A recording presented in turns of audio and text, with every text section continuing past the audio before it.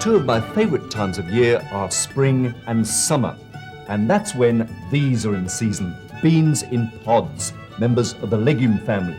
They're a great food. They're high in fibre, high in carbohydrate, easy to cook, and great to serve, especially with one of my other favourite carbohydrates, pasta.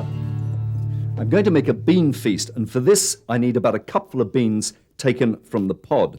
These are, of course, broad beans, otherwise known as fava beans. Usually we eat just the bean and discard the pods, but if they're just youngsters, the pods can be eaten too. Once ready, the beans are simply cooked in water for around 45 minutes. No added salt. Apart from anything else, it does toughen the skins.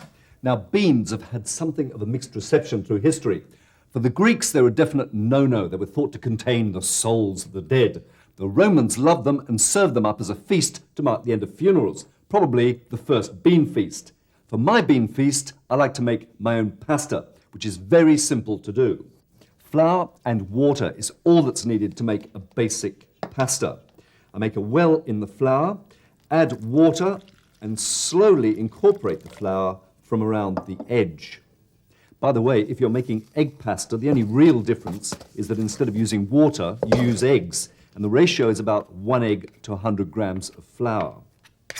Once I've got a good dough-like mixture, I flour a work surface,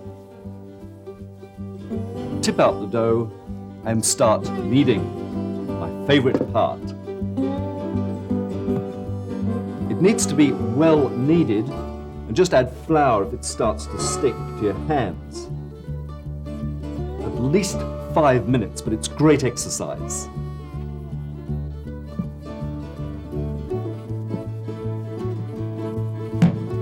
Once kneaded, and it should be good and firm, I roll it out, keeping it well floured.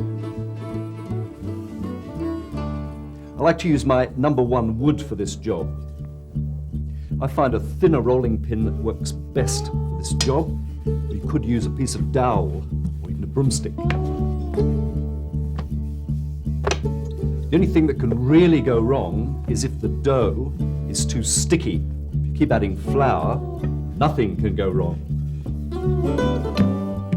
Once it's about the size of a small playing field, a final flouring, and I roll it up on the rolling pin.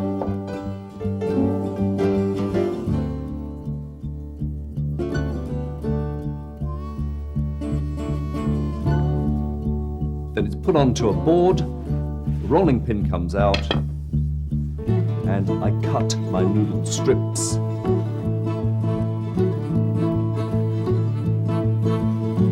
Pulling them open as soon as I can. Once they're all cut, the strips can be left to dry, and I can get on to the next stage of the bean feast. Into a pan goes a little fruity olive oil, and lots of garlic, and that's cooked up gently over a low heat. After a couple of minutes, I deglaze the pan with some low-salt stock. This is a veal stock I've made myself.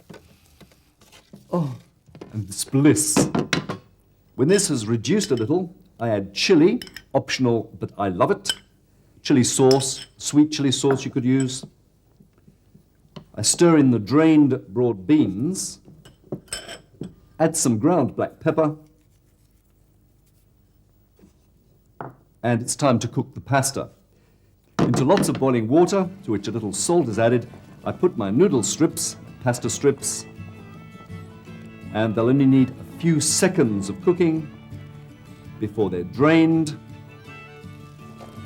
and tossed in with the beans, the chili, the olive oil. Oh. A final sprinkling, a generous one, of parsley, and it's ready to serve. And whether you make your own pasta or use somebody else's, the dish is still bound to be a true bean feast. Best enjoyed with some crusty bread and possibly a light red wine. An Australian Pinot Noir would be absolutely perfect. From Consuming Passions, till next time, bon appetit. Oh, bliss.